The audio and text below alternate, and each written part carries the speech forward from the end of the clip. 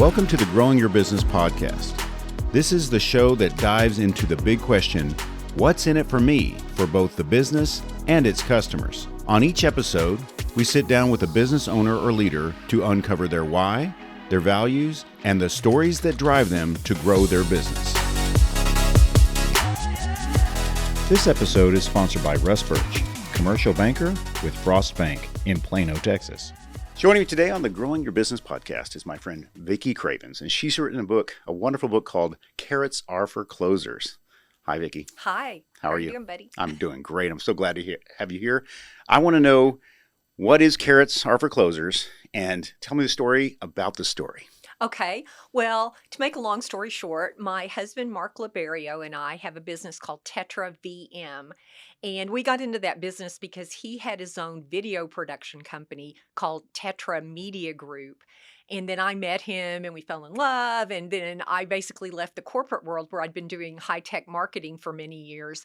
And we decided to kind of join forces and form a separate company where we could do not only video production, but also content generation and also mentoring and helping people curate content for their websites and for teach them how to network and really just mentor people on how to succeed in business. That's wonderful. So Tetra VM could be a bunch of different things. I imagine it's Vicki and Mark, but also video, mentoring, all of those things. Exactly. Yeah. And I change what it stands for on a daily basis. And I usually go like this to show the V. Yeah, wonderful. So people don't think it's something else. Sure.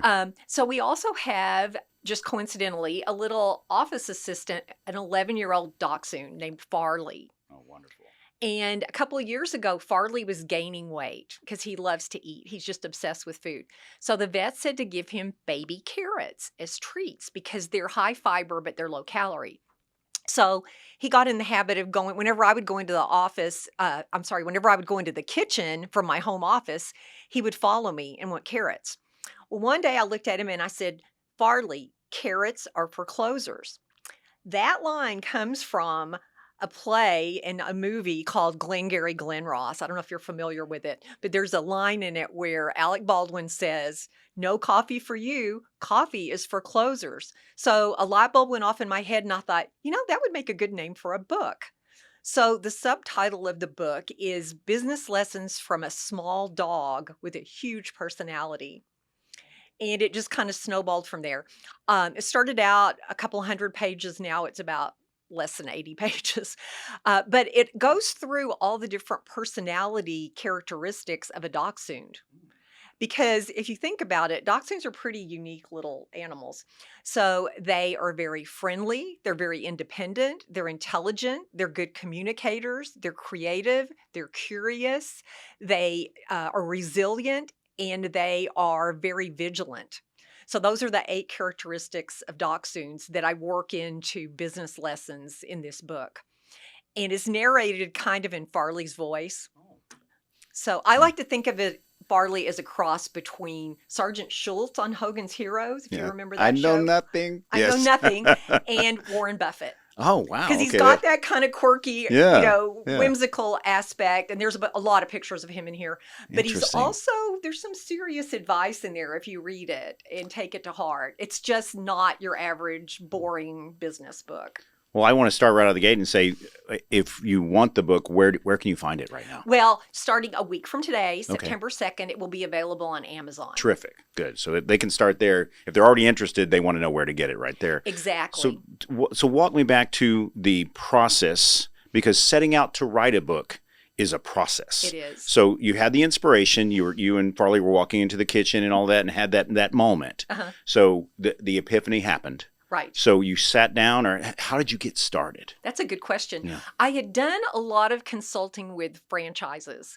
And so I had some materials that I had developed for them about especially how to do networking, because a lot of franchisees that I worked with had come from the corporate world and they really didn't know as individual business owners how to go about networking, how to do competitive analysis, those kinds of things. So I went back over the materials I developed to use with them and decided, those would be good chapters. Then I sort of retrofitted those into the different doxy characteristics. So it took some work.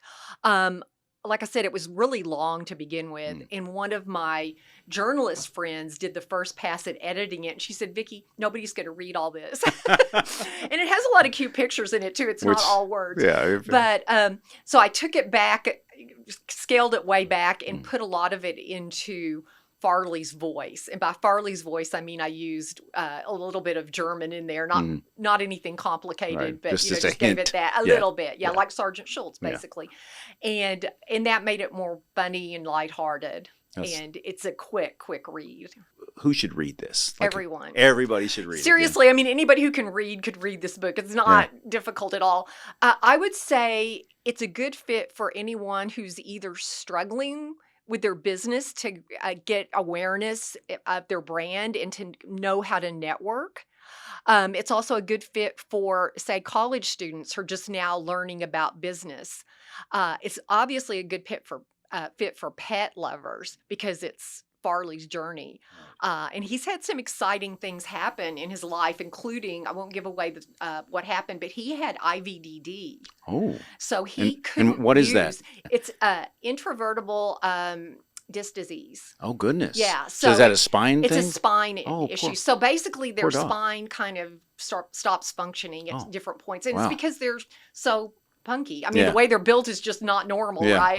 They're long and their legs are only that long. Yeah. So he was chasing a cat through the house. As one does. And he slammed into a wall. And then the next day he couldn't move his back legs. And it went on for a couple of months. It was just heartbreaking. But we were determined for him to not have to have surgery and not have to use a little wheelchair. So he went through a lot of different treatments. He went through, obviously, steroids. He went through acupuncture. We did a lot of special exercises with him. They used laser light therapy with him. So at the end of about 6 weeks or 2 months, he was back to his normal self. The good thing about it was he doesn't jump up on furniture anymore. Okay. Yeah, there's a plus. Yep. Yeah, so he stopped doing that. We'd gotten him little ramps and stairs, but he never wanted to use those. Stay with us. The Growing Your Business podcast will return right after this. A woman in Austin was depositing a cashier's check at the bank, but she deposited it right into a storm drain. The frost banker found another way in. Time out! So he went into the hole, like a cave diver. A real spelunker of the streets. What about the check? It's money in the bank. Ka-ching! Ka-chang. Ready to amplify your brand's voice? At Blue Mike Studios, we transform your ideas into captivating podcasts and videos. Whether you're launching your own show or guest starring on ours, we've got you covered. From recording and editing to social media promotion. With state-of-the-art 4K video and crystal clear audio, your content will shine. We offer guest packages on our podcasts and offer segments from the show for you to share. Or let us help you build your own branded podcast with custom strategy, branding, and full production support. Visit BlueMikeStudios.com today and let your voice be heard. Please check our show notes for sponsorship links and additional details. Now, back to the Growing Your Business podcast with Buddy Broyles.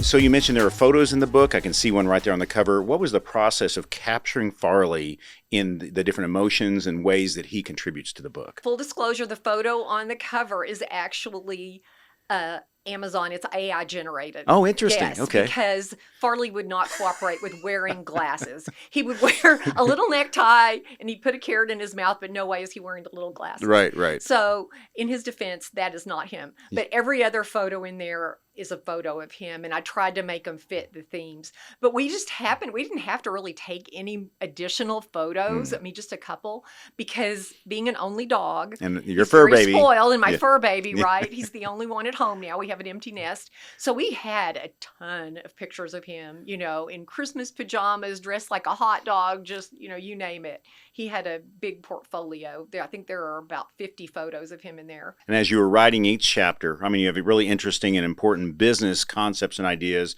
and going through and matching the photos with, okay, this photo fits this concept. Tell me about some of that selection process. Well, I had to get a little bit creative in some areas, but it was mostly just, for example, communication skills. I had a photo of him in the backyard, and it looks like he's talking to a little statue of St. Francis. So I just got inspiration. It was almost more like the photos told me what the topic should be. But yeah, we didn't have any trouble finding photos of him. We didn't have to take any original ones. And Mark, my husband, took most of them. There's also a QR code that links to a little video of Farley that we made a couple of years ago of him like running through the yard chasing bunnies. So it's very cute. Did you, when writing a book, you had other help, I imagine? Are you a member of authors groups, or what did you use to assist you to move forward? That's a very good question. Yeah. I joined a couple of authors' books and I talked to a couple of people. But what I tried to stay away from, since this was my first book, was like investing a lot of money in it. So I wanted to kind of do it on the cheap. So I took all the advice I could from websites and authors groups that was free. I talked to my friends who'd written books themselves. And then they referred me to an editor. So I did use a professional editor at the end, and she did very minimal editing.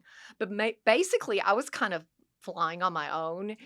Next time, I probably will try to get more help, because my next book will be about a more serious kind of personal topic. And when I get ready to work on that one, I'll let you know and come back. So on that note, and that's the interesting part about an author is a lot. I think every one of us has a story to tell. Maybe just one, and that story could be we're all living our own journey. So our life is a story. But now that you've written Carrots Are for Closers, is there a sequel to Carrots Are for Closers? That's a very good question. I was thinking about writing a book in the voice of our cat. Oh, wow. But I couldn't think of a name for it that wasn't like obscene, because she and I don't get along.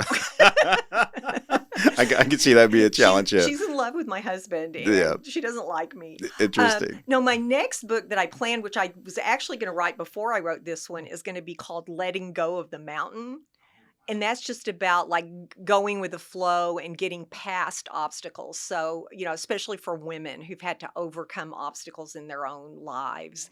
And I recently learned a lot about my own mother's journey. And I want to write about that in that book, and other people in my family and some of my friends who have, struggled and then eventually been able to just let go with the flow, basically. Tell me about for people who want to, read the book, of course. It'll be on Amazon. By the time this is published, you'll find Carrots Are for Closers by Vicki Cravens on Amazon. Let's talk about a community that you surround yourself with, or the people who you can involve in future writing opportunities and whatnot, the people that this book can help. Tell me about how they can reach out to you to get involved in your story. Yeah, the best way to contact me is via social media, especially LinkedIn. You probably noticed I'm on LinkedIn almost every hour of the business day, and I don't post as much as I should, but I like to post a lot and get involved with other people's posts. So that's a good way to reach out to me. Follow me, and then Tetra VGM also. So that's really, at this point, the best way. I want to be able to mentor other people, and I'm still learning some of the good and bad about self-publishing. Sure. It's a journey for anybody. Oh, it is, yeah. Would you hold up the book and show it to us real quick? I just want to take a look at it. So you're looking for this cover, and then show me the inside here. I want to see a couple pictures of Farley before we move on. Oh, there was a picture of the cat. There's a picture of Farley in his Texas Tech jersey with his, that bunny actually has a face. A lot of his stuffed animals do not have faces. He believes in tough love. But yeah, there are some really funny, there he is dressed as a hot dog. Yep. And on the facing page, he's dressed in a New York Yankees jersey. So he has a big wardrobe as well. That's great. Yeah. He sounds like a really great dog, and I hope our listeners and viewers will enjoy reading that. So let's go back to, from a business perspective, having written a business book, how can you use the lessons you've written, for yourself? Yes, I love doing public speaking. So that's one of the things I'm trained on. I also do theater. So I would like to start using this book as a way to get speaking engagements and get people, pulled into my network. And like I said, mentoring people on how to network, because I'm sort of an extrovert, and, get out there and just, help them whatever stage they're at, help them move forward. And we call it amplifying your brand, because that's really what it is, right? I mean, at the end of the day, you want people to know who you are and what you stand for, and not just, go to these events and stand in the corner. So that's really my goal. And then I learned some things from writing this, Oh, sure. That I didn't know, or that I took for granted.